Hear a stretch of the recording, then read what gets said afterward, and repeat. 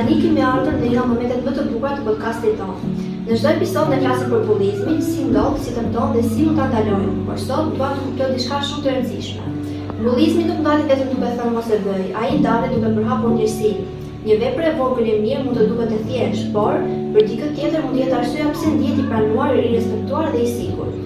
Prandaj këtë javë sfida jonë është: bëj një vepër të mirë. Nuk ka nevojë për gjëra të mëdha, një buzëqeshje, një përshëndetje, një fjalë e bukur.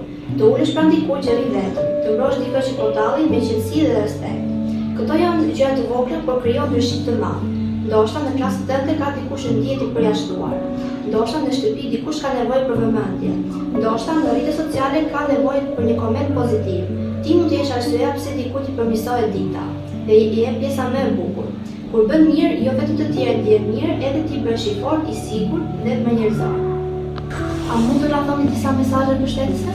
Ti nuk je problemi, bullizmi është. Ne të shohim, ne të dëgjojmë. Mos u dorëso, ka njerëz që kujdesen. Ku jemi më të fortë? Ndronë heshtje kur sheh pa drejtësi.